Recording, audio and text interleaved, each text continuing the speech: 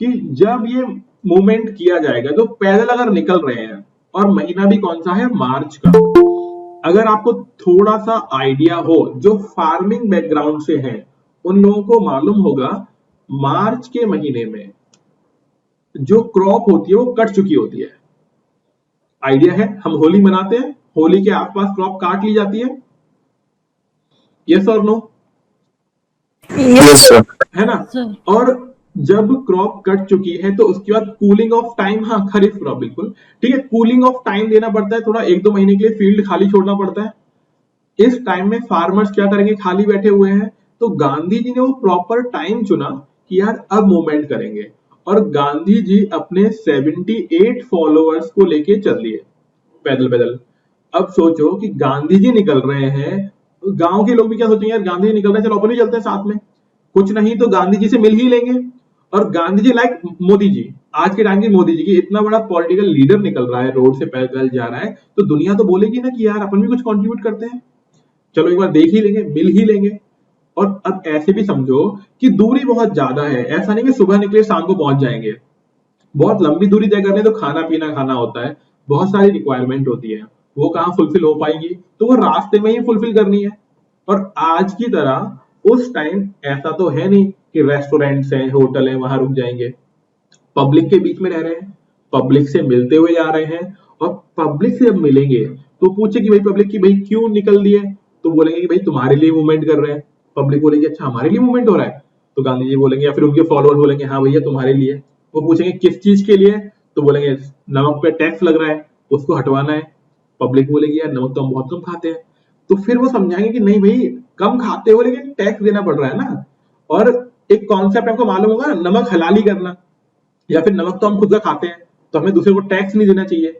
उन तरीकों से पब्लिक को मोबिलाइज किया जाएगा, और पब्लिक को बोला जाएगा कि देखो भाई गरीब आदमी की भी दिक्कत है और अमीर आदमी की भी दिक्कत है, ये कि दोनों को ही टैक्स देना पड़ रहा है, भले ही टैक्स का अमाउंट बहुत कम हो, या फिर जो चीज हम ये लोग यूज कर रहे हैं नमक वो काफी कम है, लेकिन बात किस चीज की है, बात है सम्मान की। और जब पब्लिक को ये बात समझ में आई तो पब्लिक उमड़ पड़ी, मतलब बहुत भीड़ उनके साथ इकट्ठी हो जाएगी। जैसे बोला जाता है कि 78 फॉलोअर्स के साथ लेके निकले वो, और पहुंचते पहुंचते भाई लाखों की संख्या में उनके साथ भीड़ थी। और आप देख ही रहे हो, फोटो आपको दिख रही होगी सामने, ये वही फोटो है दांडी मार्च की। तो पब्लिक, अब इतनी पब्लिक को रोकने के लिए ब्रिटिश के पास फोर्सेस नहीं है। ब्रिटिश गवर्नमेंट चाहती तो मार्च को, मतलब जो पैदल यात्रा की थी ना स्टार्ट, उसको शुरुआत में ही रोक देती, लेकिन शुरुआत में ध्यान ही नहीं दिया, उनको लगा कि कुछ नहीं यार चलो क्या हो पाएगा, कुछ नहीं हो पाएगा। लेकिन जब पब्लिक बढ़ गई तब ये मूवमेंट बन गया। तो पॉइंट समझ में आ गया।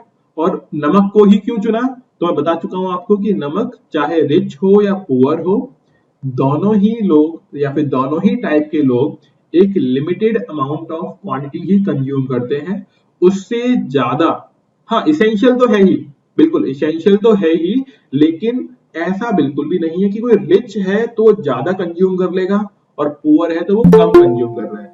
जैसे हम लोग जानते हैं कि सपोज किसी के पास पेट्रोल की प्राइस है, अगर पेट्रोल की प्राइस बढ़ती है तो सिर्फ वही लोग अफेक्टेड हैं जिनके पास ऐसा व्हीकल है जब पेट्रोल डाली जाती है। जिन लोगों के पास व्हीकल नहीं है वो लोग इससे दूर रहेंगे, क्योंकि वो बोलेंगे हमें फर्क ही नहीं पड़ता। लेकिन वही सब चीजों को ध्यान में रखते हुए गांधी जी ने चुना कि भाई नमक, ऐसे मान लो इन्होंने बर्फी क्यों नहीं रखा कि भाई बर्फी के लिए टैक्स हटाएंगे, उस पर भी टैक्स लगी रहा होगा स्वीट्स पर, क्योंकि स्वीट्स एक कम्युनिटी विशेष के लिए हो जाता, जिनको डायबिटीज होती है वो बोलते हम तो खाते ही नहीं है ना। कुछ और ले लो आप, एक्स वाई जेड कुछ भी ले लो आप, मान लो आप ले लेते कि पनीर के लिए कर ले, कुछ भी चीज आप ढूंढेंगे ना तो वहां पे आपको ये लगेगा कि एक पर्टिकुलर कम्युनिटी उसको ज्यादा यूज कर सकती है, दूसरे लोग कम। लेकिन नमक ही एक ऐसी चीज है जो पैसे वाला है तो बहुत ज्यादा नहीं खा लेगा कि आओ आज 5 किलो नमक खा लेते हैं, बहुत पैसा है आपके पास, नहीं है ना, वो लिमिटेड ही खाएंगे। तो इन सब चीजों को ध्यान में रख के काम किया गया है ना। तो जो चीज हमें लगती है बहुत कॉमन सी थी, कॉमन नहीं, उसके पीछे रिसर्च बहुत लंबी है। क्लियर हो गया पॉइंट। अब हम लोग कुछ फैक्ट की बात कर लेते हैं। तो देखिए Dandi march, on 12th March Mahatma Gandhi begin the historic march from Sabarmati Ashram to Dandi. ये लाइन आपको यूं क्यों ध्यान रखनी है, डेट याद रखनी है 12th मार्च, और कहां से कहां तक, साबरमती आश्रम से निकल दिए और दांडी तक। ये क्या है? A village on the Gujarat sea coast, sea के किनारे पर, यानी कोस्ट जो होता है ना किनारा, वहां के पास में एक विलेज है दांडी, कि बोला वहां तक जाएंगे। ठीक है। On the morning of 6 April Gandhi ji violated the salt law at Dandi. कब पहुंच गए, कब रूल ब्रेक कर दिया? 6 अप्रैल को। तो एक बार घटा लो जरा, 12 मार्च को निकले और 6 अप्रैल को रूल ब्रेक कर दिया। कितना टाइम लग गया? 12 से 6 कितने दिन हुए? Yes anyone? 24 डेज, हाँ 24 दिन। ठीक है ना। और नियम तोड़ा कैसे? ऐसा नहीं कि वहां पे आके नमक बना रहे हैं, है ना। 24, वेरी करेक्ट, बिल्कुल करेक्ट रंजू। ठीक है।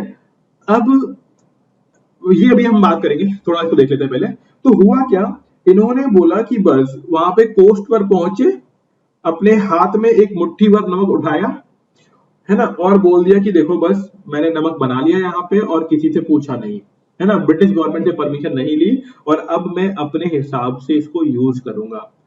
ठीक है। तो इन्होंने बोला the monopoly to manufacturer and sell salt अब गवर्नमेंट के हाथ में नहीं रहेगी। मोनोपोली का मीनिंग होता है एकाधिकार।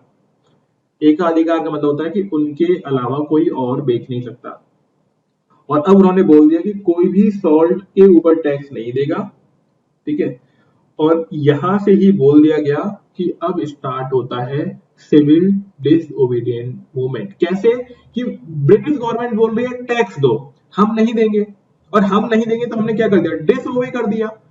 और डिसओबे क्योंकि मैंने कर ही दिया, अब तुम लोग भी करो।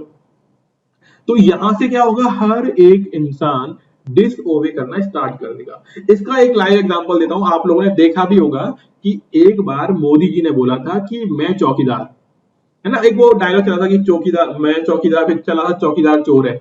ये सुना था आपने डायलॉग? यस और नो? Yes sir.